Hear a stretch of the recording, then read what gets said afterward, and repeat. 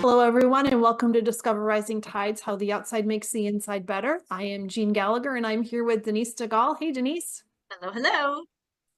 And we're going to be talking about having a plan. Is that correct?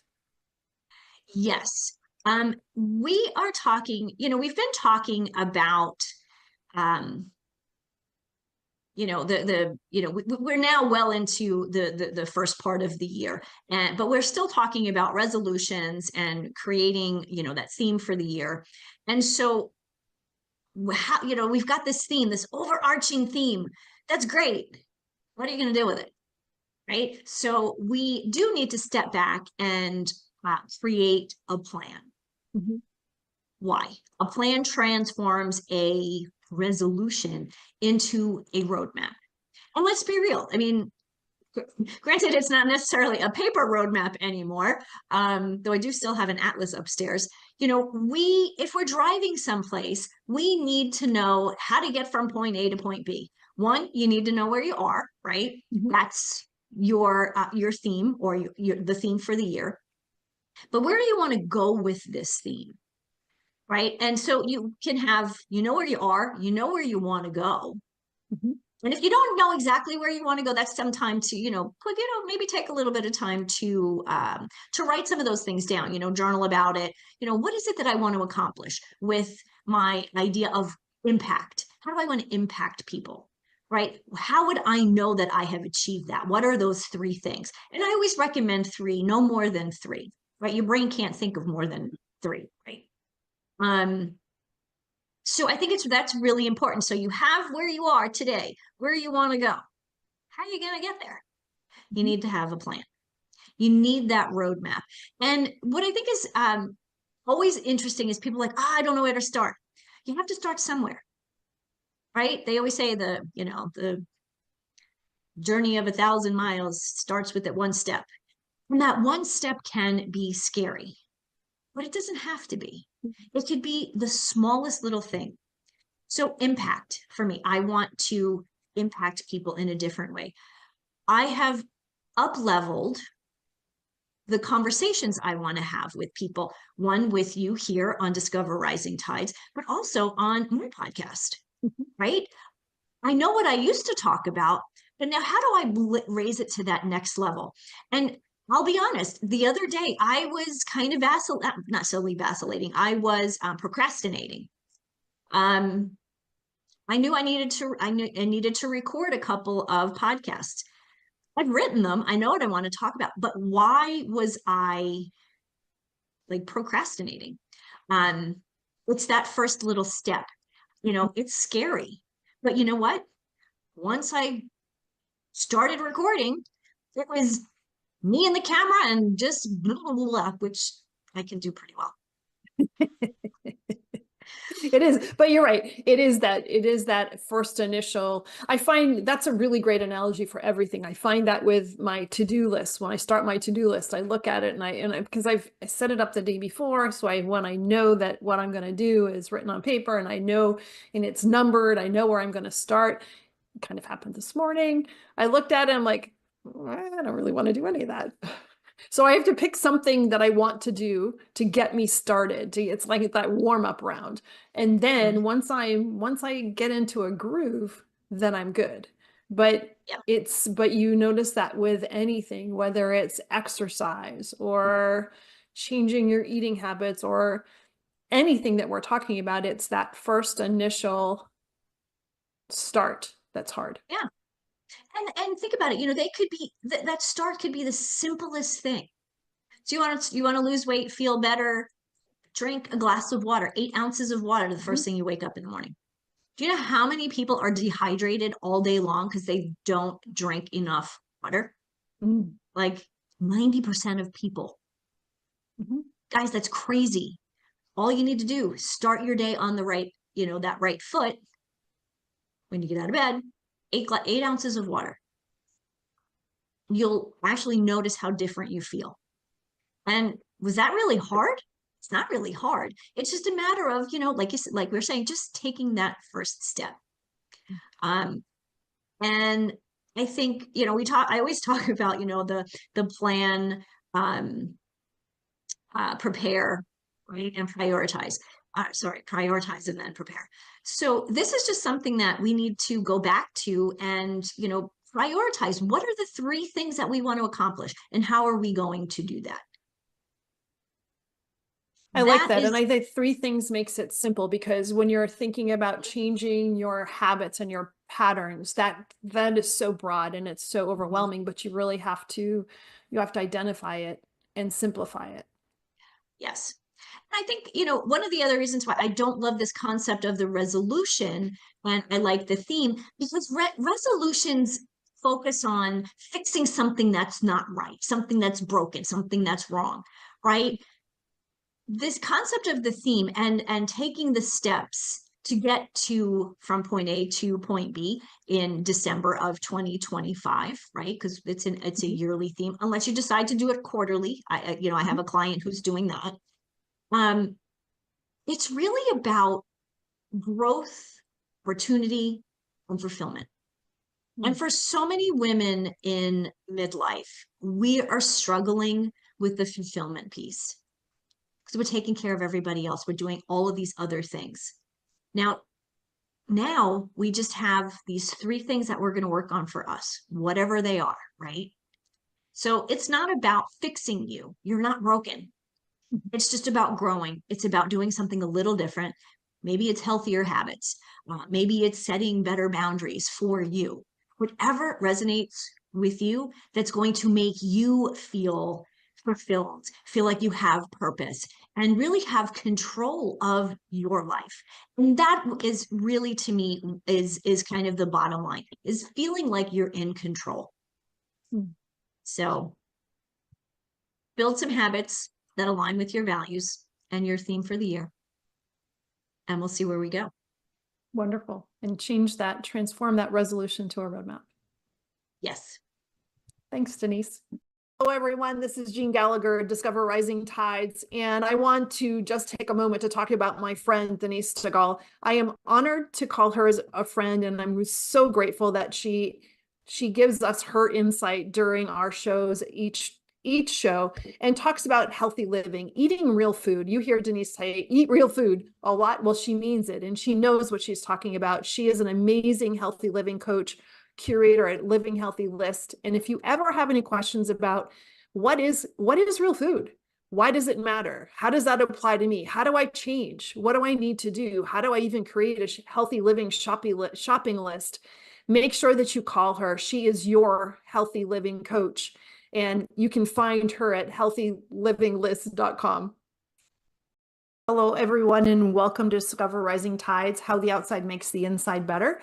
My name is Jeanne Gallagher, and I'm excited for you all to be here. And if you're listening to us on your favorite podcast platform and you'd like to see our happy faces, jump on over to YouTube, and we'll be there waiting for you. And make sure you click like and subscribe and all of that to help the algorithms. And so I'm excited to introduce our guest today, Cheryl Stelte. Thank you so much for being here.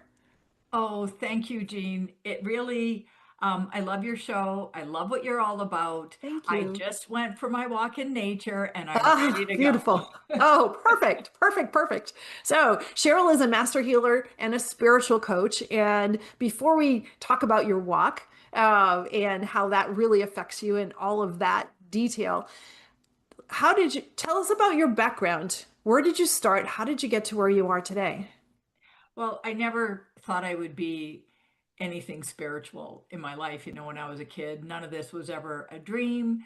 I think I used to want to be a fashion model and then a teacher and stuck with the teacher, but definitely not a regular teacher as in elementary school, but a spiritual teacher, Mm, definitely. And I was raised Catholic. Meditation, spirituality were not part of my world 32 years ago. And I had a very transformative experience that set me on this path like a house on fire. I mm, was lying on the beach on Vancouver Island with a friend who had just learned how to do some kinesiology and energy clearing, and she was practicing on me as we were waiting for the tide to go out so we could pick oysters. And this was my first opening to spirituality.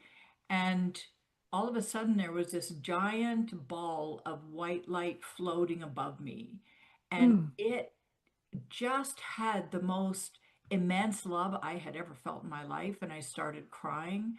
And I realized it was my deceased brother's spirit, my younger Wow. brother who had taken his life about a year before. And she was talking so fast, I couldn't tell her what was going on. And as well, I was kind of in shock. You know, Hmm. I'm crying. I just had tears flowing down my face. And then she said, "It's your brother, and he's here." And Oh I my. said, "I know." So that was surprising. And she ended up channeling him. And she'd never been a medium or anything of that nature before. And his message to me was to start meditating. And Wow. that just flung open the doors really to a spiritual journey that I couldn't have possibly imagined. That's incredible. That's quite a story. I recently had worked with a medium, and I had never done that before. And it was a hugely emotional experience, and it wasn't anything that I had expected. And it was very impactful. It is so impactful. And if I can add to that, you're reminding me of something. Sure. So I'm actually a medium. I don't Hmm. talk about it. You're not going to see it anywhere on my website. I'm a closet medium, definitely a closet medium. I don't know why. I keep saying I'm going to come out of the closet and I don't. But uh, I do enough things. I don't need to. You don't need to add one more, right? Anyway, I do it for clients when it's necessary or when a spirit shows up. But Hmm. if I can share my first, because it was such an emotional experience, my first mediumship experience. I was teaching a lot of meditation in Vancouver, and there was a young woman that was coming to see me who was studying fashion design, and her anxiety was through the roof. And Hmm. she was scared she wasn't going to make it through school to get her diploma. And one of her instructors, who was a friend of mine, suggested she come and see me because therapy wasn't working for her. So I was leading her in meditations, and she texted me one day and said, "My mom's going to be in town from Edmonton. Would it be okay if she joined us for our class?" And I said, "Absolutely, that would be Hmm. wonderful." Then the next day she said, "My mom's arrived and she's wondering if you could do a spiritual reading for her." Mm. And my automatic reaction was, "Yes, I can do that. It'll be $40 for half an hour." And I don't know where this information came from. It just sort of came out of my mouth. And I hang up I get off, it's text. And I thought, "What are you doing?" And I just got the guidance, "You can do this. It's not a problem. Don't worry about it." So I said, "Okay." So then they arrive. And before we get started, I said to the mother, "So I understand you would like a spiritual reading." And she said, "Yes, I would." And I said, "What does spiritual reading mean to you?" She said, "Oh, I want to speak with my deceased mother." And I was, "Oh, okay." And I instantly got a, "Yes, you can do this." And she said, Wow. "Do you do this? Can you do that?" And I said, "Yes, I can." I had no idea what I was getting into, but my body was calm.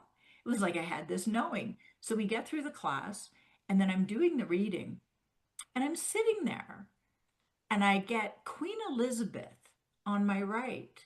And I keep trying to push her away. So I had sort of, I had done some readings, but I'd never called in a spirit. So I noticed if I could push something out of the way, it was my mind or I was making it up. But if I couldn't push something away, it kept coming back. I knew it was real.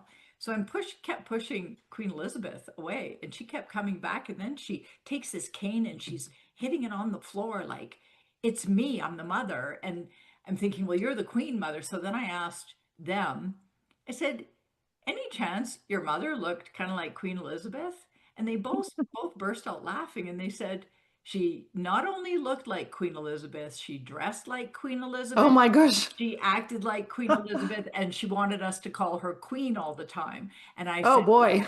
well, then she's here." And the big question was, the mother had passed a year or two before, and the grandmother, but the mother who called the reading said her question was, they hadn't talked for a decade. Wow. and she was in hospice, lying beside her mother before she passed. And she said, "Did you hear me tell you how much I love you?" Mm. And the mother said, "No, I didn't hear you, but as soon as I left my body, I felt it." Oh, And we wow. all burst into tears. And right now I have goosebumps head to toe. I'll never forget that. And every single time I do mediumship with family, it's like that. The love Mm. through spirit, like you're talking about, Mhm. is so palpable. It's undeniable. That's amazing. What a story. Queen Elizabeth, who would have thunk that? And you can't make that up. It's not like you could have Googled her and done a whole lot of research and come up with Queen Elizabeth. That was a true receive on your part. That's Yes, yes. what a story. Thank you for sharing. I have a question too. I know that we're getting into your story, but I think I want to sideline because I feel like this is coming up.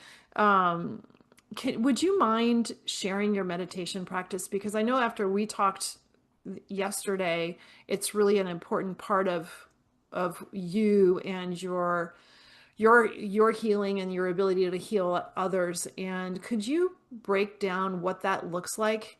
And not in super detail, but so many people talk about, oh, I wish I had a meditation practice, or I have one, or it's really hard for me. And what does that look like for you? Yes, nobody's asked me that Mm, question in that way, and I love it. And so if it's okay, if I can explain it while leading a meditation, so we can make yes. this Oh, kinesthetic, let's would do that that. work for you? Oh, Okay, sure. let's do that. So I invite you, Jean, and everyone Mhm. listening at home to sit up nice and straight wherever you are. The ideal is on a kitchen or dining room chair, not leaning back against the back, but sitting straight with your feet flat on the floor, and put your hand on your lower abdomen. So your thumb right at the level of your navel. And so you put your hand there, and that's where we're going to breathe. We're going to stop breathing in the chest. You can relax your shoulders. And first off, you can notice where you breathe. This is important, and I'm going to explain why. And don't worry about catching this or trying to record it. I'm going to include a link to some free meditations for you. So don't worry. Let's just have an experience here and I'll explain. So notice how you breathe in your body. Where do you breathe? In your chest, in your upper chest, in your diaphragm, or lower down. Very few of us breathe lower down. So now let's breathe with the lower abdomen. So I invite you to use your inhale really nice and slow and let your belly expand. So we're just focusing on breathing in the belly, and then you squeeze your belly and expel all the air. And I had moved into this early in my meditation practice, even though I wasn't taught, because I grew up in Alberta and I learned that the long, full breath stopped me from shivering in the cold. I learned that as a kid, and my body would automatically start doing this once I started meditating. So I eventually quit trying to stop it from doing it. So you exhale, and you would like to count 6 or 8 seconds on the inhale and 6 or 8 seconds on the exhale. And so I invite you to practice this, and I'll explain what happens in the brain. And this has been my practice for many years, except for when I went to India for 4.5 months. I did upward meditation. But what happens as we do this, it changes the brain function. As soon as you engage your abdominal muscles with your breathing, it changes the breathing from the back of the brain stem, the medulla oblongata, to the frontal lobal brain, and it frees up the brain stem, which gives you access to your subconscious, the right brain. So you want to access your subconscious. This is not about getting rid of all thoughts. This isn't just for relaxation, although it calms your sympathetic nervous system, stimulates your vagus nerve, does all sorts of things. So you keep doing this. And then a good place to focus, two chakras. One is the heart chakra or the root chakra. And in all my programs, I have various transformational programs. We always start in the root chakra. So choose a chakra. The root chakra is the tip of the tailbone. And this is where the bulk of our problems are. This is where the bulk of our subconscious blocks are, where we learn to not feel safe and stable in the world. And the heart chakra is just the hub of all the chakras, so it's generally a good place to focus. And you can do a lot of great things. I can tell immediately when people work on their heart chakra, but they can still have wounds in the root. So you can breathe there. And then I invite you to, if you want to do some healing, let's just dive in. So my meditations are all about being and healing and empowerment. So being present. What are you noticing right now? Any sensations in your body? Any emotions? Keep the full breath going. Feels like a workout at first, but it's so good for you. And then you can think of maybe something that's really bothering you from the present or even the past, or maybe you're worried about something in the future. And what's the emotion you're feeling? And allow yourself to feel that emotion with the breath. Because our subconscious blocks are all repressed emotions. And we learn early on to hold back some of our emotions, if not all of them, to stuff them, to avoid them. And science has now proven that trauma, all our wounding, is encoded in the right side of the brain, the subconscious, through physical sensations and emotions, not through linear memories. So even if you've experienced severe trauma, sexual abuse, torture, abandonment, anything, the memories are not that important. They're very superficial. Science has also proven that it's not so much about what happened, it's the lingering feelings of uncertainty in life that you're left with. Those feelings of not feeling safe, the self-doubt. So we breathe through whatever emotion rises up for you. And that's, you learn to access what's going on, accessing what's in the subconscious. And then you can do what I call follow the emotional thread. And you can drop down into an even deeper emotion. So let's say you're feeling anger or fear. You can drop down with the exhale. It's like you're falling through that emotion into a deeper emotion underneath that emotion. And you can breathe into that. So every time you breathe through an emotion, you're clearing it, you're releasing it from your system.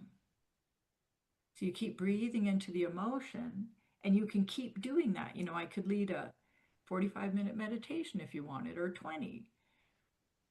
So you keep following that down, and then you can invite yourself to go back in your subconscious to when this emotion first began, the deepest one you get to, which is often confusion, shame, a deeper sense of fear, trapped, that sort of thing. When did it first begin? And if you just follow the breath on the exhale, your subconscious will take you back to when it first began. And I find all the patterns, the deepest patterns that are getting in our way the most, began by the age of 2, and often in the womb.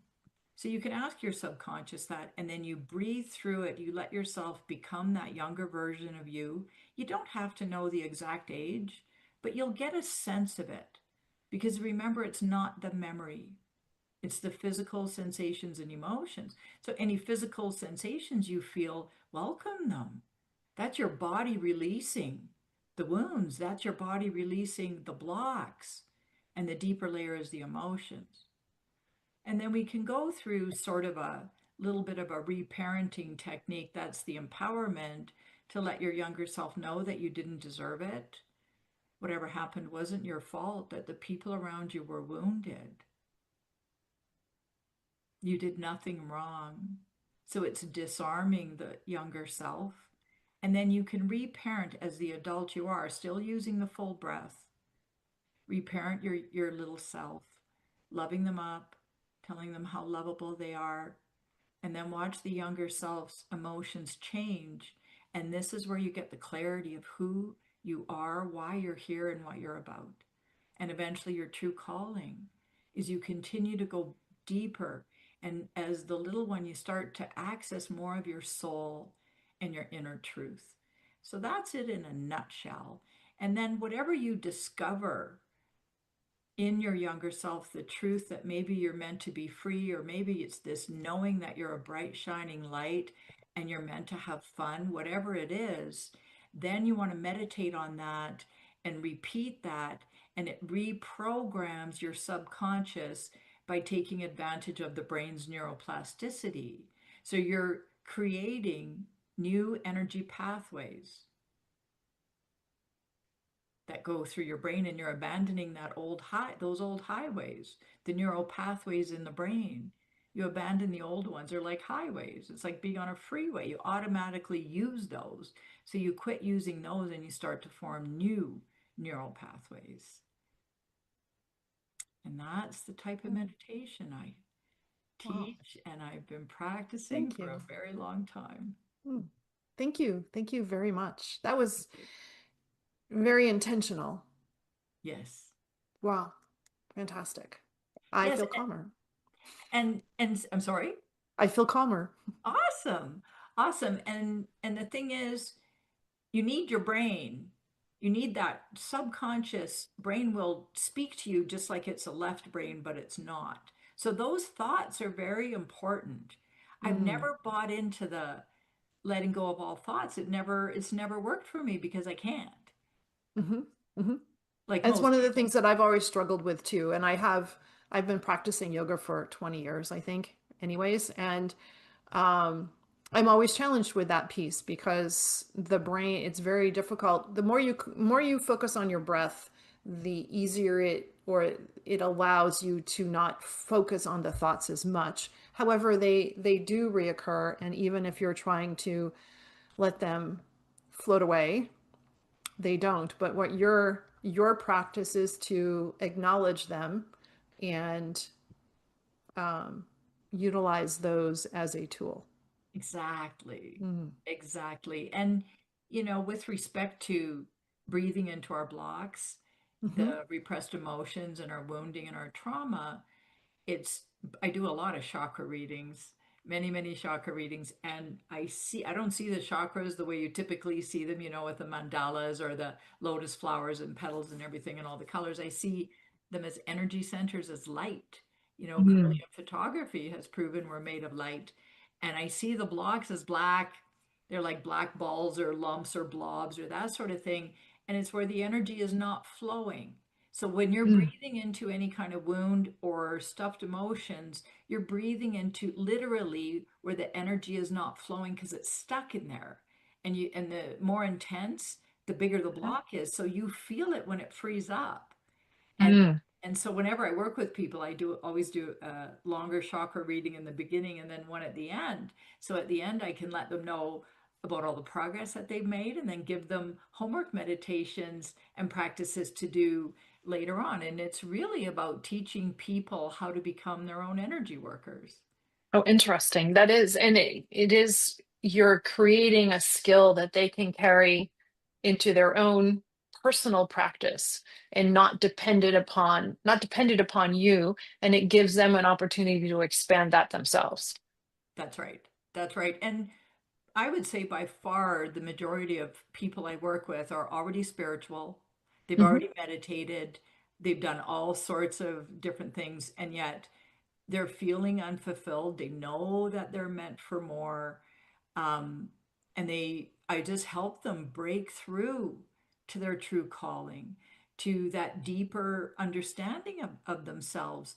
And because, self-realization is God realization or source realization, whatever words that you want to use. And so it's helping them go to that next level Hmm. that whatever they've used before, it can't get them there.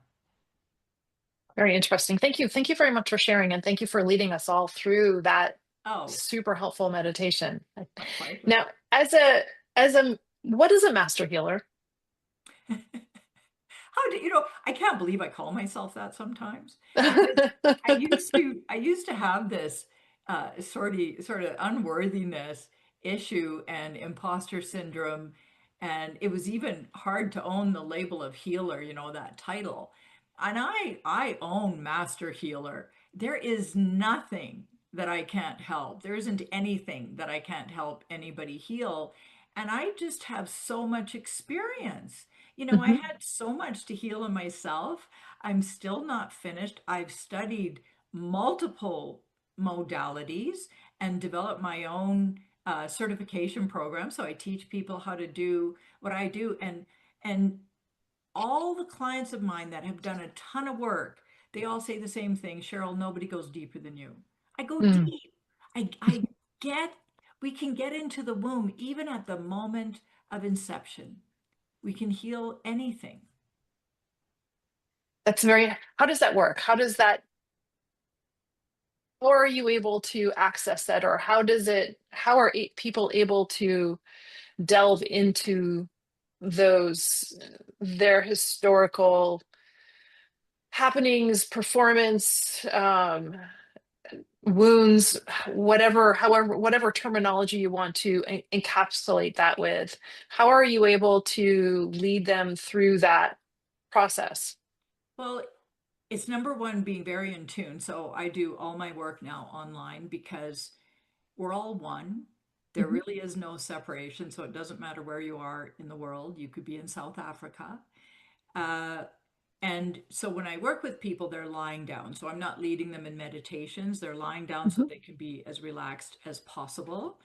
And then I lead them and guide them on the way. So we always start with a current event, something that's, in the forefront that they want fixed or they want to feel better about it, that sort of thing. And it's using the, the basis of the meditation I just led. So that practice, but I'm guiding the person and I feel the energy. I'm in tune. So I don't tell them, oh, you're feeling this, or oh, it's that, or that sort of thing, even though I get a lot of information. I allow them to discover it. And people rarely, I've probably had maybe half a dozen, at the most 10 people who go back to the womb right in the first session. That's very, Mm. very rare. And those are usually very evolved people, or they're extremely desperate. They are so desperate for change, it's life or death. Mhm. So, Mhm. so being desperate for change is really beneficial. Oh, interesting. Yeah, it because it's an inner motivation, it's energetic, and you will get big results when you're desperate. It's amazing. So I help to guide them safely Mhm. without them, moving up into the bell curve, if you know that psychology term. You don't want to go into a frightened, really frightened state or anything like that. And then they're always amazed at what happens, what it's like to be floating in the womb. They often get in there and they can feel infants, and there's research. It's very little definitive research done on what happens with the womb, in the womb with the fetus, but they're starting to see that fetuses actually feel and they take on the mother's emotions. And Mhm. it's physiological what's going on. I mean, you're literally connected, the fetus at the umbilical cord to the mother, getting her blood and everything. So they go back, and I have had the moment of inception. I had one client reminds me, oh my gosh, the moment of inception, she knew it was going to be a rocky, rough pregnancy, and she wanted to turn around and go back. Mm. Didn't want to come in, and there was trauma right out of the gate. And that was challenging. And she was in her early 70s, and she said, I always felt like I wasn't really supposed to come through. And Interesting. she healed that after all these years. She was inspired to start this nonprofit. The family house, her mother had finally died at the age of 97. And she had all these great plans for that land. And she just was motivated to contribute to humanity in ways she never had after that. Mm. It's just startling, the shifts and how she healed her extremely dysfunctional relationship with her mother before her mother passed. Interesting. Yeah, yeah. What a gift you gave her. Well, that she received She, herself. She got it. Yeah. yes. And that you led her through. Yeah. Thank you. Yeah. And so you use different modalities. Yes? Or how does that work? Mostly I Kind of. use I use my own Azarias Energy Healing program, and I offer a certification program in that. So I teach people to do what I do. And then sometimes I have to do other things. So Hmm. sometimes it involves mediumship, sometimes it involves shamanism, sometimes I have to do a soul retrieval. Sometimes I need to get rid of spirits in their home. I mean, I can do a lot of things. And Hmm. so there's other things that I do, uh, but the healing is I would say primarily 95%. The actual healing is with what I do, and yet it's part of the journey is sometimes other skills are developed along the way where I'm guided, and then I'm kind of blown away and I say, wow, I've never done that before. That was brand new. Wow. But all of that is encompassed in the Azarias Energy Healing Program, because it's not so much me doing that work, that type of energy healing. The practitioners are in an altered state. You're in a much higher vibration and allowing your spiritual guides and spirit to flow through you. So it's fabulous being the practitioner as well. I don't ever get tired. Like people say, you can do that many in a row and you don't get tired. No, it's very energizing. Mm. So how did you develop this program, the Azarias Energy Healing Program? It just sort of unfolded from multiple modalities and just doing energy healing for so long, and practicing, it just comes through. So just shifting things, and it's not that uncommon with healers that have been healing for over 30 years. Most of them say, well, I just kind of do my own thing, because Hmm. you just learn how to move energy in the best ways. And you notice there's certain questions you ask, there's a certain type of engagement, certain ritual, certain way to end it, all that just all seems to fit together. So I'm sort of in that category. That's why I say master, because I've learned so many modalities, developed my own, and it's still developing. Interesting. And when people, what's the trigger for people to say, I really need to talk to Cheryl. I think that she can help me through something. How do people realize that they're in a spot or in a situation that could benefit from your help? Thank you. Yeah. They they're feeling unfulfilled. They're feeling stuck. What used to make them happy isn't making them happy. They might be feeling flat, but say they have their own, I work with a lot of business people, their business just isn't doing for them what it used to. And they know that there's more. They know they're meant for more, but they don't know what it is. They just lack the clarity. They wish they knew. They don't know how to move forward. Everything they try is just not cutting it. And so they're kind of desperate for change. It's like I've got to do something. I can't continue like this. And it's often a particular level with spiritual people, in that they get to the one and only true dark night of the soul, where nothing is fulfilling in the same way, and life kind of starts to fall apart, and they're moving into the next stage, which is unity consciousness. And that's what I'm a master at, helping people get to. So then all of a sudden their lives really shift. I had one client, Tanya, who in her last session before her last chakra reading, I said, so what's your intention? I'm all about intention. And she said, this just feels too good to be true. She said, is this real?